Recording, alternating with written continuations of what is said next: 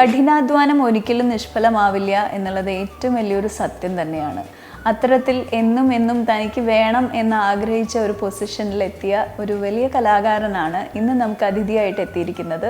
ഒരൊറ്റ പാട്ടിലൂടെ തന്നെ എല്ലാവരുടെയും ഹൃദയം കീഴടക്കിയ നമുക്കേവർക്കും പ്രിയപ്പെട്ട കൈലാസ് മേനോൻ. കൈലാസ്, നമസ്കാരം. സൺഡേ ഫണ്ടിലേക്ക് സ്വാഗതം. ഏറ്റവും അടുത്ത് കിട്ടിയിട്ടുള്ള ഏറ്റവും നല്ല കോംപ്ലിമെന്റ് എന്താ? ഏറ്റവും അടുത്തിട്ട് ഏറ്റവും നല്ല കോംപ്ലിമെന്റ് മനസ്സിൽ ഇങ്ങനെ ഓർത്ത് വെക്കാൻ പറ്റാവുന്ന കോംപ്ലിമെന്റ്? കഴിഞ്ഞ ഒരു മാസം മുമ്പ് ഏഷ്യ വിഷൻ അവാർഡ്സ് എന്ന് പറഞ്ഞ് ദുബായിൽ അവാർഡ്സ് ഉണ്ടായിരുന്നു. അപ്പം അവാർഡ് ഫംഗ്ഷൻ ഇങ്ങനെ നടന്ന് ഓൾമോസ്റ്റ് കഴിയാറായ സമയത്ത് ഡയറക്ടർ ലിജോ ജോസ് പെലിശ്ശേരി നടന്ന് ഇങ്ങോട്ട് വരുന്നു. അപ്പം എൻ്റെ അടുത്തോട്ട് വരാമെന്ന് എനിക്ക് തോന്നിയില്ല. പെട്ടെന്ന് വന്ന് അടുത്ത് വന്നിട്ട് ഉഗ്രം പാട്ടായിരുന്നു കേട്ടോ എന്ന് പറഞ്ഞു. അപ്പം ഞാൻ ഭയങ്കരമായിട്ട് ആരാധിക്കുന്ന ഒരു ഫിലിം മേക്കറാണ്. അതെ, പേഴ്സണലി ഭയങ്കര ഇഷ്ടമുള്ള ഒരു ഫിലിം മേക്കറാണ്. അപ്പം അദ്ദേഹത്തിന്റെ അടുത്ത് അങ്ങനെ കിട്ടിയപ്പോൾ ഭയങ്കര സന്തോഷമുള്ള കാര്യമാണ്. ഇൻ ഫ്യൂച്ചർ ലിജോ ചേട്ടന്റെ ഒരു മൂവിയിൽ മ്യൂസിക് ചെയ്യാൻ സാധിക്കട്ടെ എന്ന് ആത്മാർത്ഥമായിട്ട് പ്രാർത്ഥിക്കുകയാണ് ഈ അവസരത്തിൽ. ഞാനും ലിജോ ചേട്ടന്റെ ഒരു ഹാർഡ് കോർ ഫാൻ ആയിരുന്നു. അങ്ങനെയല്ല, അതിലൂടെയാണല്ലോ ഞാൻ മൂവിയിലേക്ക് വരണേ. എനിക്ക് ആദ്യമായിട്ട് ഒരു കഥ പറഞ്ഞു കേൾപ്പിക്കുന്നത് ലിജോ ചേട്ടന്റെ ആമേനിലേക്ക് വേണ്ടിയിട്ടായിരുന്നു. അപ്പൊ നമ്മള് സിനിമയിലൊന്നും വരാത്ത സമയത്തോട്ടെ ആരാധനയുള്ള ഒരു വ്യക്തിയായിരുന്നു. അപ്പൊ അതൊരു വലിയ ഭാഗ്യമായിട്ടുള്ള കാര്യം തന്നെ. എന്റെ ഒരു പേഴ്സണൽ അനുഭവം പറയാണ് കേട്ടോ. ആദ്യം ഈ പാട്ട് എൻ്റെ ഫ്രണ്ട് അയച്ചു തന്നു. ഒരു റേഡിയോ സ്റ്റേഷനിൽ വർക്ക് ചെയ്യുന്ന ഒരു ഫ്രണ്ടാണ്.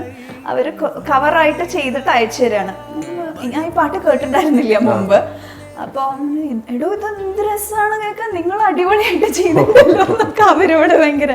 അപ്പൊ എന്നോട് നീ എന്തായോ ലോകത്തിലൊന്നല്ലേ ജീവിക്കണേ, ഇത് ഓൾറെഡി ഇറങ്ങിക്കഴിഞ്ഞ റിലീസായി കഴിഞ്ഞ പാട്ടാണ് എന്ന് പറഞ്ഞിട്ട് അപ്പോഴാണ് ഞാൻ അറിയണേ ഇങ്ങനെ ഒരാള് ഇങ്ങനെ ഒരു മ്യൂസിക് ചെയ്ത് ഇത് ഓൾറെഡി ഹിറ്റായി മാറിക്കൊണ്ട്. ആ സമയത്ത് അത് വൈറലായിരുന്നു, ഒരുപാട് പേര് കവർ ചെയ്തു അല്ലേ?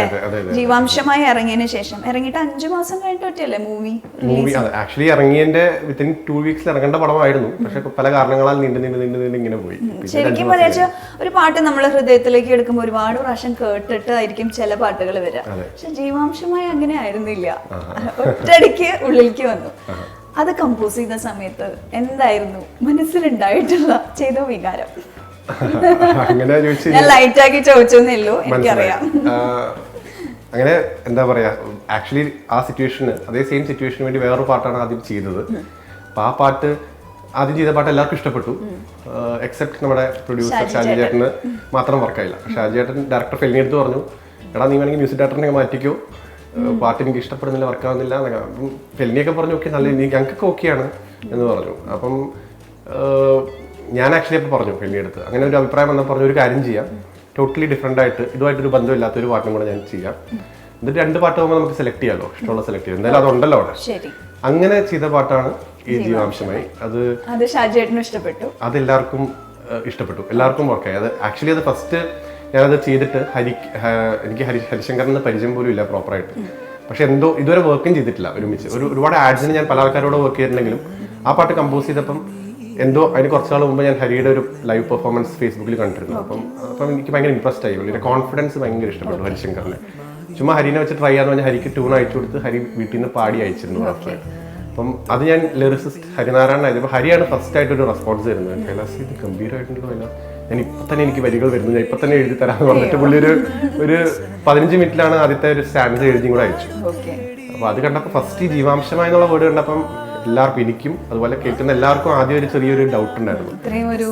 കട്ടിയുള്ളൊരു വാക്ക്, കട്ടിയുള്ള വാക്ക് നല്ല ശരിക്കും കേൾക്കുമ്പോൾ കേൾക്കാത്തൊരു വാക്കായതുകൊണ്ട്. പിന്നെ ആ പാട്ടിന്റെ ആ വരിയുടെ അർത്ഥം ജീവന്റെ അംശമായി താനേ നീ കാലങ്ങൾ മുന്നേ വന്നു തുടങ്ങിയപ്പോഴേക്കും ആ ലവ് അങ്ങ് എസ്റ്റാബ്ലിഷ്ഡ് ആയി.